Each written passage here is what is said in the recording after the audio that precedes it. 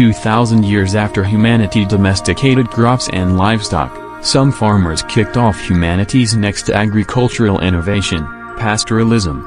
These pioneering livestock farmers strategically guided animals to seasonal grazing areas. Their mobile lifestyle allowed them to develop trade relationships with communities and farmers along their routes. And this way of life provided pastoralists with wealth, social status, and political independence all the way to the 20th century. Today, there are hundreds of millions of mobile pastoralists, operating in every continent except Antarctica. From the Himalayas to the Andes to the Alps, they keep sheep, goats, cattle, and yaks. Sami pastoralists work with reindeer in Arctic rangelands. Van Gujar pastoralists in northern India keep water buffalo. And all these communities work sustainably with their environments to produce food and other animal products. But in the last century, political and economic policies have worked against these communities, impeding their access to basic resources and making them more vulnerable to climate change.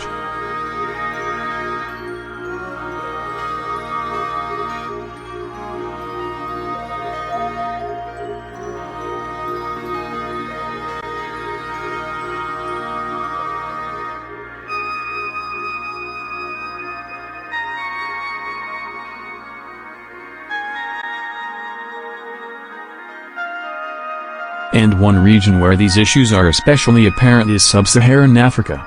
This region is home to millions of pastoralists who produce the majority of meat and milk consumed across their continent.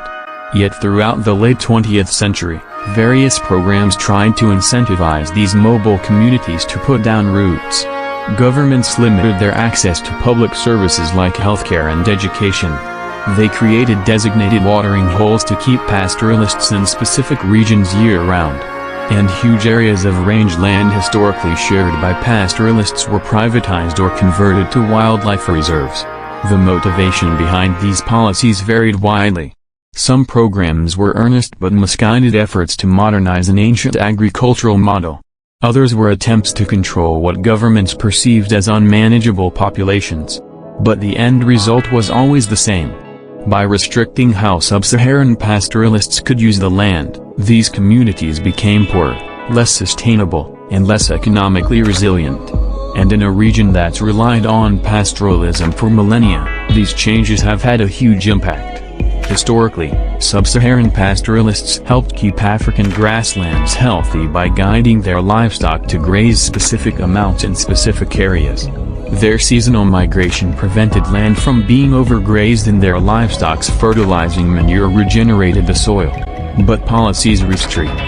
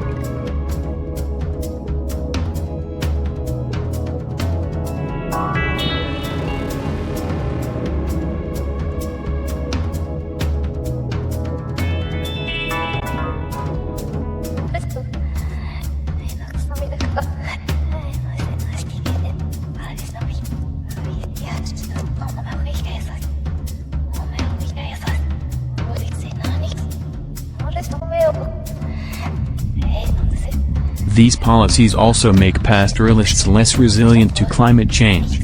While global droughts are increasing as the planet heats up, pastoralists are experts at following rain and reading the landscape to know how drought will impact different areas.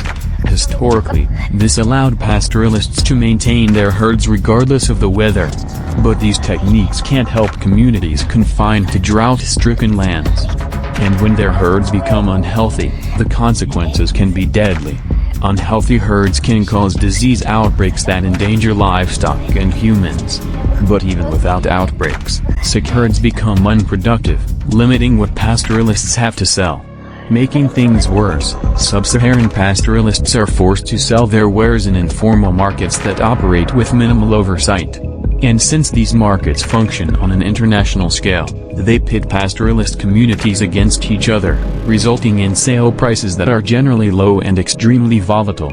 This leaves pastoralists with unstable incomes, and a dependency on intermediaries who charge high transaction prices. Pastoralists on every continent are facing some version of these issues. But hopefully the solutions being pursued in sub-Saharan Africa can inspire global change. Alongside government groups and NGOs, grassroots pastoralist movements are advocating to restore protected grazing reserves and improve public services.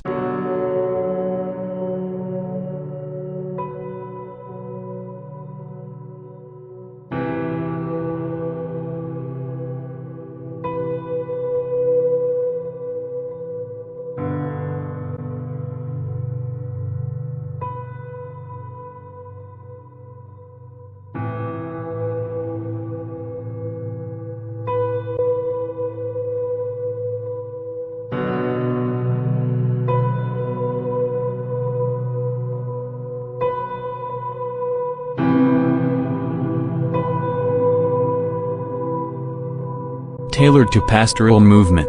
Some groups are trying to create new market systems that would establish standards for meat quality and sale price to prevent exploitation by middlemen. Others are working to ensure fair prices for female herders, who already account for 50% of sub-Saharan pastoralists. And advocates are also working to improve animal health with new vaccines, accessible veterinary services, and livestock tagging systems to track disease outbreaks.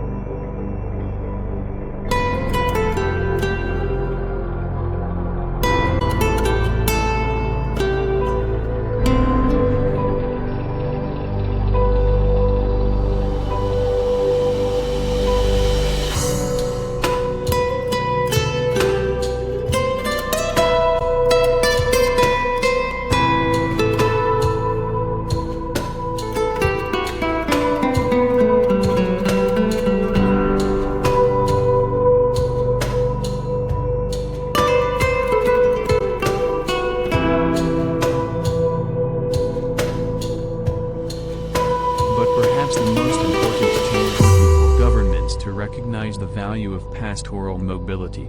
Pastoralism has sustained countless ecosystems and economies for millennia, and embracing the knowledge underpinning that history is essential for our Earth's future.